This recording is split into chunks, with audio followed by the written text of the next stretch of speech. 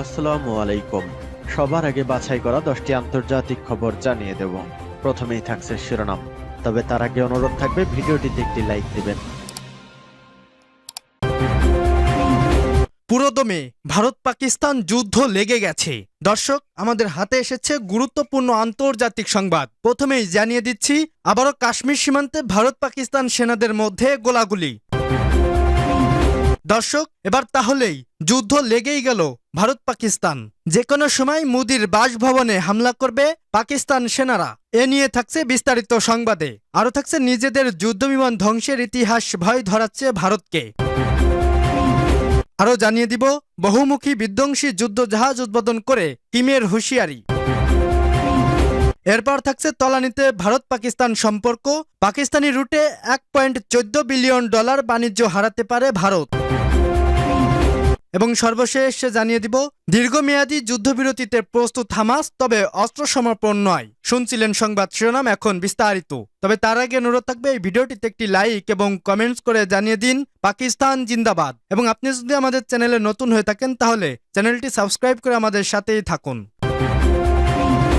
আবারও কাশ্মীর সীমান্তে ভারত পাকিস্তানের সেনাদের গোলাগুলি। জম্মু কাশ্মীরের পহেলগামে ভয়াবহ হামলার জেরে ভারত ও পাকিস্তানের মধ্যে উত্তেজনা বেড়েই চলছে। কাশ্মীর সীমান্তের নিয়ন্ত্রণ রেখায় বরাবর তৃতীয় দিনের মতো গতকাল শনিবার দিবাগত রাতেও দুই দেশের সেনাদের মধ্যে পাল্টাপাল্টি গোলাগুলির ঘটনা ঘটেছে। রবিবার একাধিক ভারতীয় সংবাদ মাধ্যমের প্রতিবেদনে এ তথ্য জানানো হয়েছে।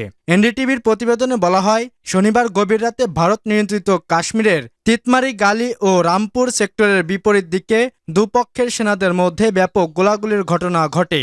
বলা হয়, এ নিয়ে পরপর 3 রাত ভারত পাকিস্তান সীমান্তে সেনাদের মধ্যে গোলাগুলির ঘটনা ঘটল। এর আগে শুক্রবার ও বৃহস্পতিবার রাতে নিয়ন্ত্রণ রেখায় দুই দেশের সেনাদের মধ্যে গুলি বিনিময় ঘটে। যদিও এসব গোলাগুলির ঘটনা নিয়ে পাকিস্তানের কোনো মন্তব্য পাওয়া যায়নি। ভারতীয় সেনাবাহিনীর দাবি, পাকিস্তানি সেনারা বিনা উস্কানিতে গুলি চালিয়েছে। ভারতের সেনাবাহিনী পাল্টা জবাব দিলেও এসব ঘটনায় হতাহতের কোনো খবর পাওয়া যায়নি। উল্লেখ্য, ভারত নিয়ন্ত্রিত কাশ্মীরের গত 22 এপ্রিল বন্দুকধারীদের ভয়াবহ হামলায় 26 জন নিহতের ঘটনা এবং পাল্টাপাল্টি অভিযোগের ফলে পাকিস্তান ও ভারতের সম্পর্ক ফের তলানিতে পৌঁছায়ছে। এর জেরে পাল্টাপাল্টি পদক্ষেপে উত্তেজনা কার্যত চরমে পৌঁছায়ছে। এর মধ্যেই কাশ্মীর সীমান্তে দুই দেশের সেনাদের মধ্যে ফের গোলাগুলির ঘটনা ঘটল। নিজেদের যুদ্ধবিমান ধ্বংসের ইতিহাস ভয় ধরাচ্ছে ভারতকে।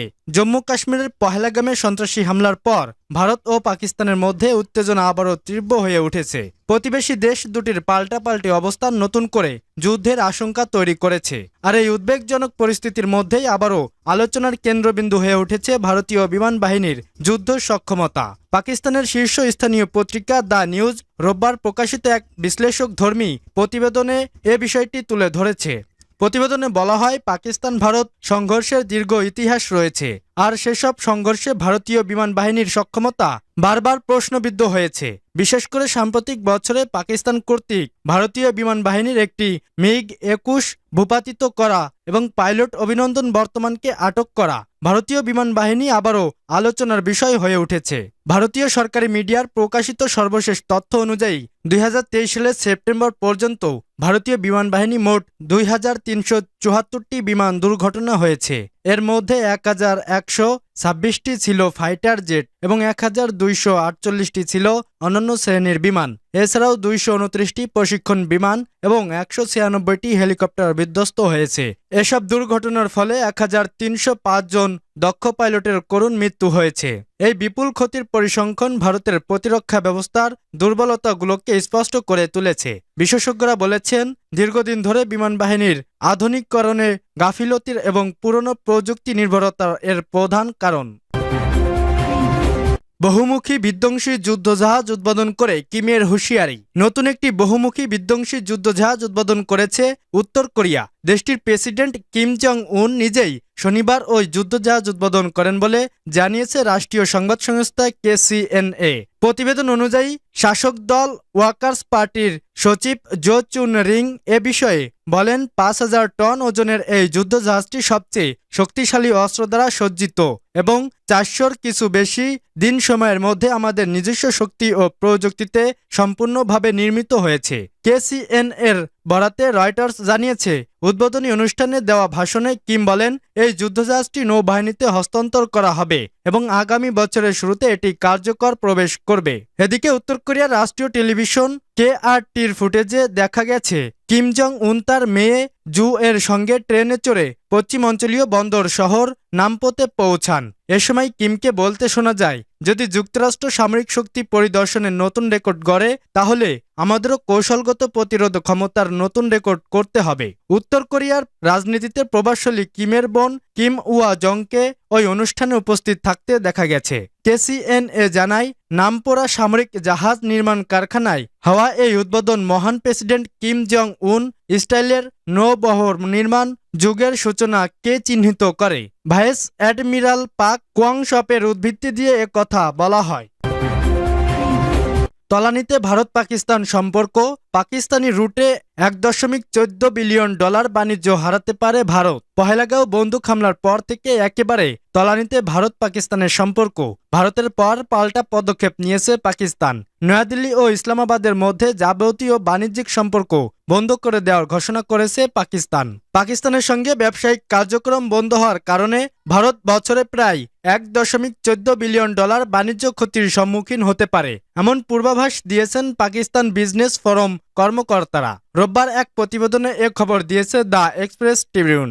এপি পত্রিকার বরাতে PBF কর্মকর্তারা জানান, ভারত 2024 সালের এপ্রিল থেকে 2025 সালের জানুয়ারি পর্যন্ত প্রায় $500 বিলিয়ন মূল্যের পণ্য পাকিস্তানে রপ্তানি করেছিল, যখন ভারতের কাছ থেকে আমদানি ছিল মাত্র $4,20,000। এছাড়াও ফোরাম উল্লেখ করেছে, পাকিস্তানের মাধ্যমে আফগানিস্তানে যাওয়া ভারতীয় পণ্যের পরিমাণ প্রায় $640 মিলিয়ন, যা এই নিয়ে নিষেধাজ্ঞার ফলে বিঘ্নিত হবে এবং ভারতের বাণিজ্য ক্ষতির পরিমাণ আরও বাড়িয়ে দেবে। PBF সভাপতি খাওয়া মেহবুব উর রহমান বলেন, ব্যবসায়ী সমাজ পাকিস্তান সশস্ত্র বাহিনীর পাশে দাঁড়িয়ে রয়েছে এবং ভারতের বাণিজ্য ক্ষতির পরিমাণ আরও বাড়িয়ে দেবে।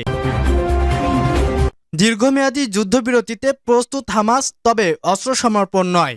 গাজা ইসরায়েলের সঙ্গে দীর্ঘমেয়াদী যুদ্ধবিরতির জন্য উন্মুক্ত হলেও অস্ত্র সমর্পণ করতে রাজি নয় ফিলিস্তিনি প্রতিরোধ আন্দোলন হামাস। সশস্ত্র গোষ্ঠীটির নেতারা যুদ্ধবিরতির আলোচনার জন্য কয়রাতে মধ্যস্থকারীদের সঙ্গে সাক্ষাতে কথা বলেছেন। আলোচনার সঙ্গে সংশ্লিষ্ট সূত্র বার্তা সংস্থা রয়টার্সকে জানিয়েছে, হামাস তাদের প্রস্তাবের জন্য মধ্যস্থতাকারীদের মধ্যে সমর্থন গড়ে তোলার আশা করছে। তারা আরও জানিয়েছে, যুদ্ধের অবসান, গাজার পুনর্গঠন, ইসরায়েলে বন্দী ফিলিস্তিনিদের মুক্তি এবং গাজার সমস্ত জিম্মিদের মুক্তির বিনিময়ে 5 থেকে 7 বছরের যুদ্ধবিরতিতে সম্মত হতে পারে হামাস। হামাসের মিডিয়া বিষয়ক উপদেষ্টা তাহের আল নোনা বলেন, যুদ্ধবিরতির আইডিয়া বা এর সময়কাল আমরা প্রত্যাখ্যান করিনি। আমরা আলোচনার কাঠামোর মধ্যে এটি নিয়ে আলোচনা করতে প্রস্তুত। যুদ্ধের অবসানের জন্য আমরা যে কোনো গুরুতর প্রস্তাবের জন্য উন্মুক্ত। তবে নোনা হামাসের অস্ত্র সমর্পণের ইসরায়েলের যে দাবি রয়েছে তা প্রত্যাখ্যান করেছেন। তিনি বলেছেন, হামাসের অস্ত্র আলোচনার যোগ্য নয় এবং যতক্ষণ দখলদারিত্ব থাকবে ততক্ষণ তা আমাদের হাতে থাকবে। তবে ইসরায়েলের উপপররাষ্ট্রমন্ত্রী শ্যারেন হাস্কেল এই সপ্তাহে নতুন প্রস্তাবের সাফল্যের সম্ভাবনাকে উড়িয়ে দিয়েছেন। তিনি বলেছেন, হামাস যদি বাকি 59 জন জিম্মিকে মুক্তি দেয় এবং অস্ত্র সমর্পণ করে তাহলে আগামীকালই যুদ্ধ শেষ হতে পারে। 2023 সালে 7 অক্টোবর দক্ষিণ ইসরায়েলে হামলা চালায় ফিলিস্তিনি প্রতিরোধ আন্দোলন হামাস। এদিন তারা 1200 মানুষকে হত্যা করে প্রায় 251 জনকে জিম্মি করে নিয়ে যায়। হামাসের হামলায় প্রতিশোধে ওই দিন থেকেই গাজায় অভিযান শুরু করে ইসরায়েলি সেনাবাহিনী। 15 মাসেরও বেশি সময় ধরে টানা অভিযান চালানোর পর যুক্তরাষ্ট্র ও মধ্যস্থতাকারী অন্যান্য দেশগুলোর চাপে গত 19 জানুয়ারি থেকে গাজায় যুদ্ধবিরতি শুরু হয়। কিন্তু বিরতির 2 মাস শেষ হওয়ার আগেই গত 18 মার্চ থেকে ফের গাজায় সামরিক অভিযান শুরু করে IDF। দ্বিতীয় দফায় এই অভিযানে নিহত হয়েছেন 2000-এর বেশি মানুষ আর আহত হয়েছেন 5000-এরও বেশি।